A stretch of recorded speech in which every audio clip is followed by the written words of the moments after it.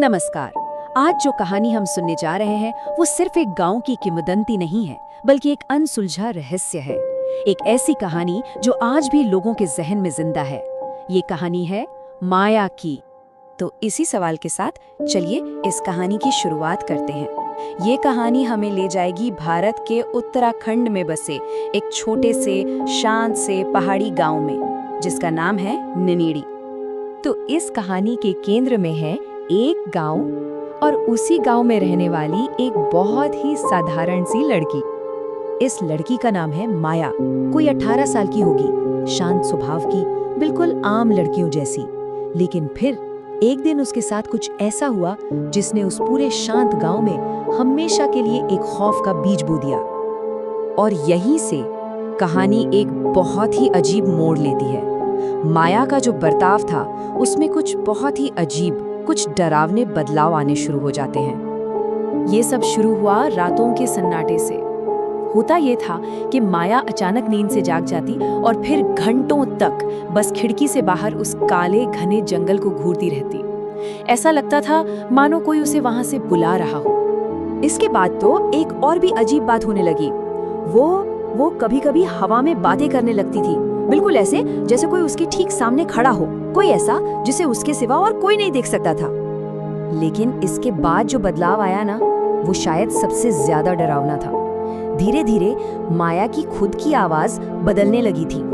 और फिर एक रात जब उसकी माँ उसके कमरे में आई तो माया ने उनकी तरफ देखा और एक ऐसी आवाज में कुछ कहा जो उसकी थी नहीं।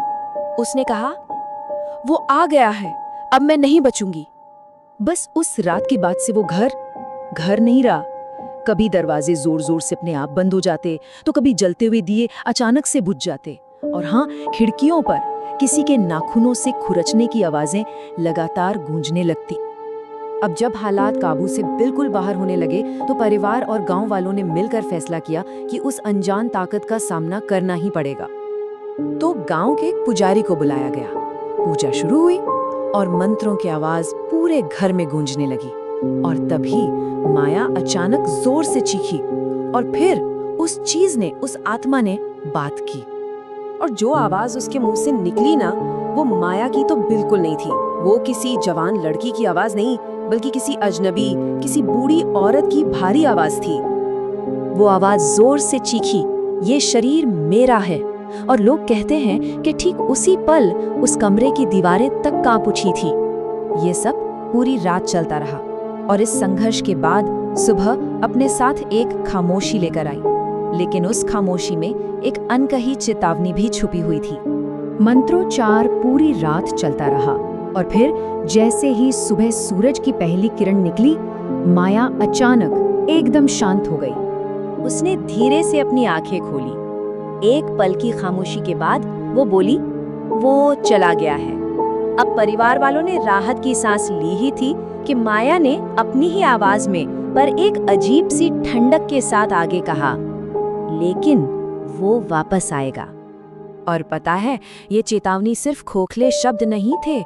आज भी इतने सालों बाद उसी घर में हर साल ठीक उसी तारीख को रात के ठीक 3:11 पर दरवाजे पर एक दस्तक होती है, टॉक, फिर दूसरी टॉक और फिर टॉक। लेकिन हर बार जब दरवाजा खोला जाता है तो बाहर कोई नहीं होता, सिर्फ और सिर्फ ठंडी हवा और एक अजीब सी खामोशी। गांव वालों का मानना है कि वो आत्मा आज भी किसी की तलाश में है। और माया तो शायद सिर्फ पहला कदम थी। और यहीं पर आकर ये कहानी हमें एक बहुत ही परेशान करने वाले सवाल के साथ छोड़ जाती है कि अगर माया सिर्फ पहली थी तो अगला कौन है।